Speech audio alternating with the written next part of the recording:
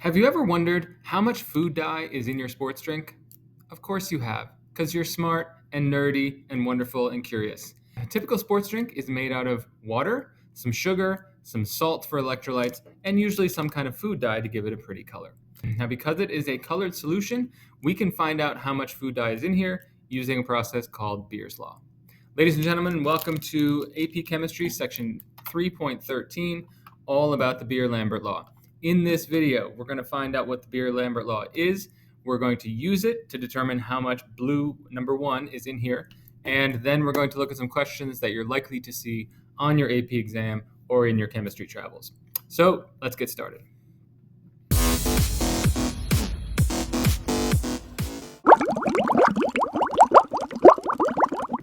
Let's start, as we often do, by looking at our essential knowledge statements for this section.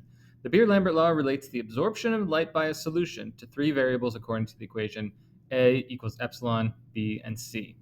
The molar absorptivity, epsilon, describes how intensely a chemical species absorbs light of a specific wavelength.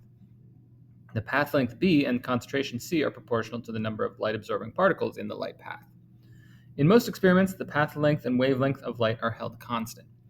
In such cases, the absorbance is proportional only to the concentration of absorbing molecules or ions. The spectrophotometer is typically set to the wavelength of maximum absorbance, optimum wavelength for the species being analyzed, to ensure the maximum sensitivity of measurement. Okay, and what this means is that if we have a solution, like let's say this is a bluish colored solution right here, and we shine some light through it that is not blue, like maybe some red light. That solution appears blue because it's allowing blue photons to travel through it to our eyes, but something like red light might be absorbed by the sample as it passes through. And that's what we're making use of. We're making use of spectrophotometry, shining light through a sample and seeing how much is actually absorbed.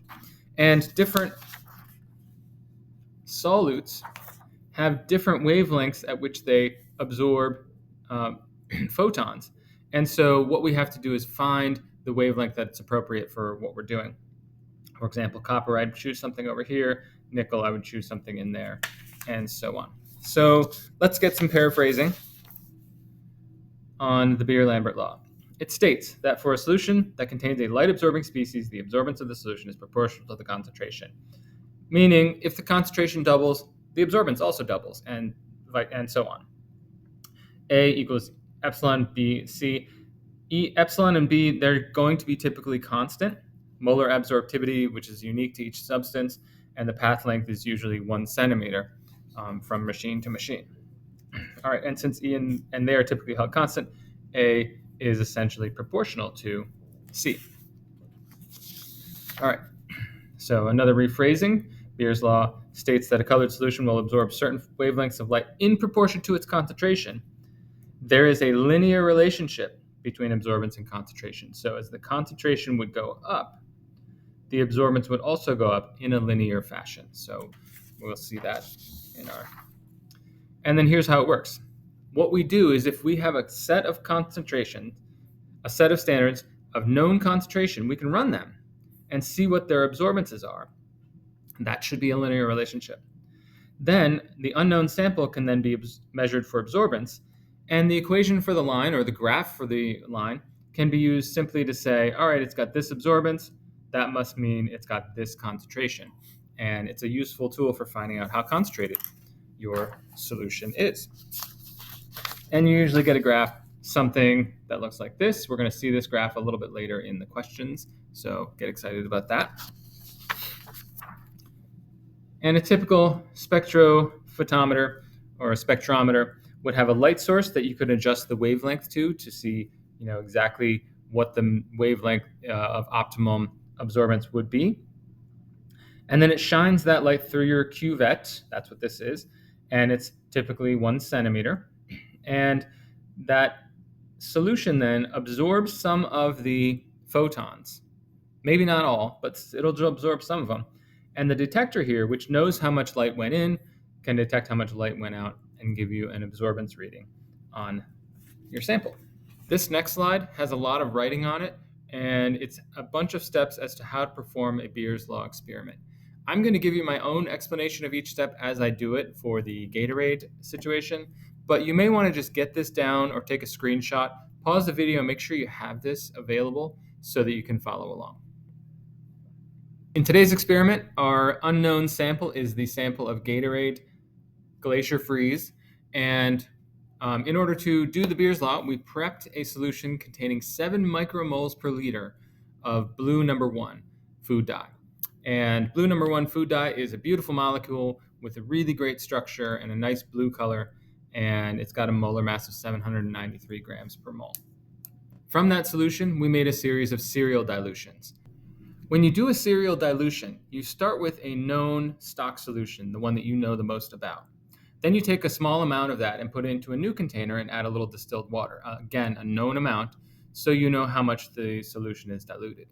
Then you take some of that solution and put that into the next test tube with the same amount of water, and that will continually dilute the solution the more times you do it. And if you keep track of how much you put in and mixed around, you can then get a nice string of concentrations that you know with a good amount of certainty.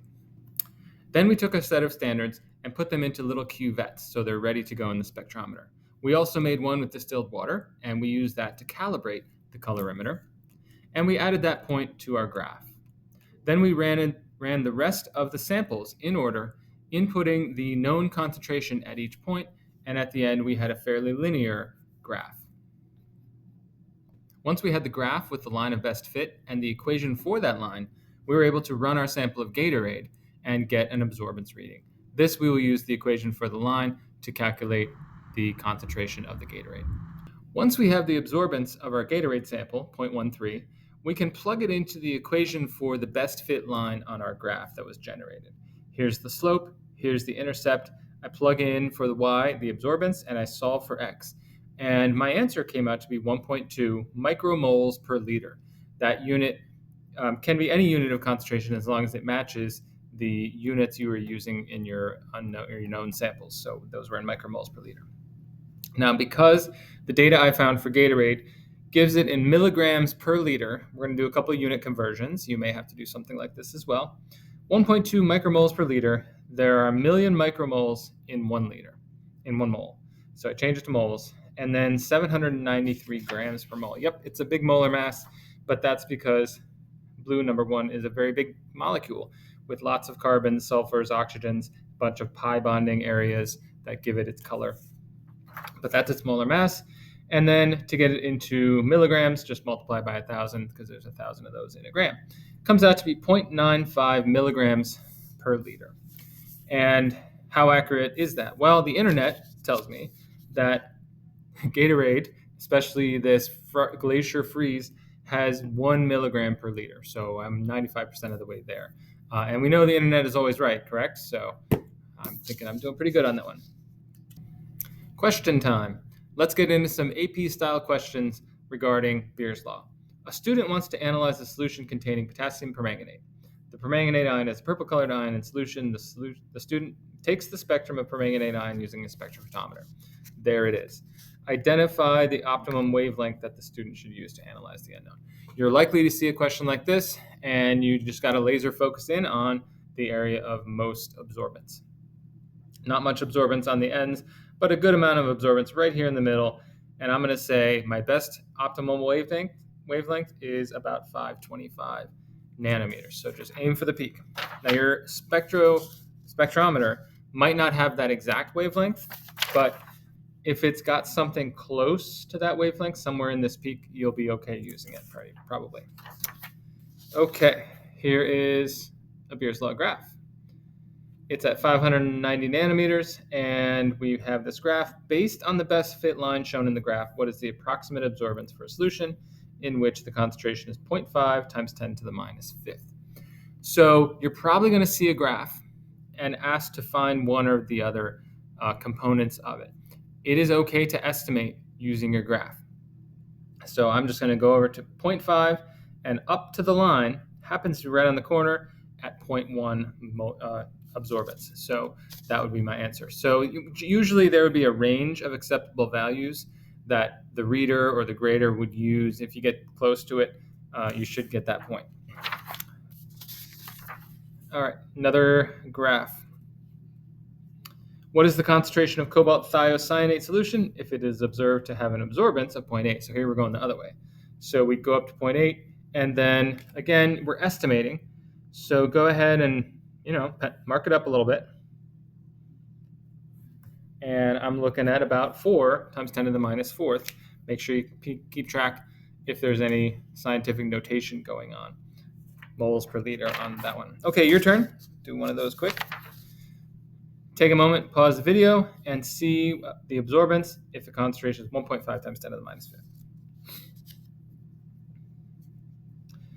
And if you went over to here and up and over, you got 0.6. Perfect. Good job. All right. Now you're probably going to be asked questions about the errors that could occur. So take a look at a typical type question. Same graph as before. Assuming all lab equipment is functioning properly, which of the following is most likely cause of the data point at 3 times 10 to the minus fourth being a little too high than the line of best fit? Were there drops of water inside the cuvette? Was it not calibrated properly? The student left a fingerprint, or the cuvette was not filled with the same volume of solution? Because the absorbance here is too high, something was blocking more of the light going through than we wanted it to, and that is most likely going to be that fingerprint. Drops of water will tend to make it too low. Fingerprints tend to make it too high. All right. Check out this one. A student disregards the data point shown with an arrow stating that the error in the data point is likely due to water droplets that were in the cuvette before the standard solution were added. Do you agree or disagree with the student's claim? Take a moment and think about it. Do you agree with that being due to water droplets? And yes, I would agree with that. Water droplets will dilute the solution, making its absorbance seem a little less. A student obtains the absorbance of an unknown solution of cobalt with 2 ions and compares it to the calibration curve. If the student left a fingerprint on the cuvette during measurement, how will the calculated molarity of the cobalt solution being affected? So here we have our calibration curve. Now we're imagining the actual unknown, and we put it through, and let's say we get some kind of absorbance, we check it out, we get our answer, and how will that answer be affected if there's a fingerprint on it? If there's a fingerprint on it, this absorbance is going to be too high, higher than it was, and the concentration will also be higher than it should be in our answer. All right. A little bit tricky one, but we'll do a pause the video moment, see how good you do on it. Here is the absorption spectrum of a dye, and another student obtained the same concentration of dye and placed it in a cuvette already contain a few drops of water. How will the second student's spectrum be affected?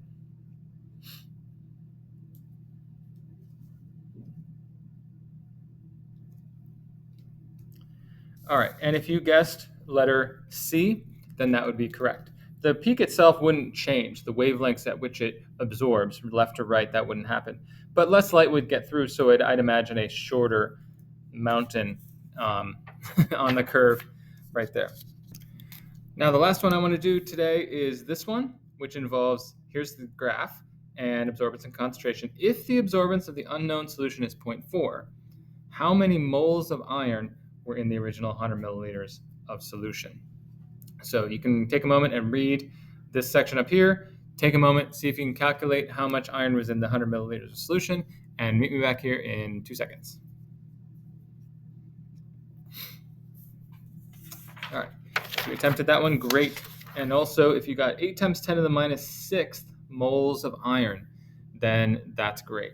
So you might have gone up here to 0.4 and over and down to 8 times 10 to the minus fifth moles per liter, which is the concentration. But you got to read it carefully because they're not asking for concentration. They're saying how many moles are actually in there. So we had to take the molarity, that many moles per liter, times the 0.1 liters that we actually had. And then it works out to be 8 times 10 to the minus sixth moles per liter. So be careful and be prepared for calculations like that based off of a Beer's law graph. Well, there you have it. That's Beer's law. If you have any questions for me, send them to me in the comments. And in the meantime, happy studying and have a great day.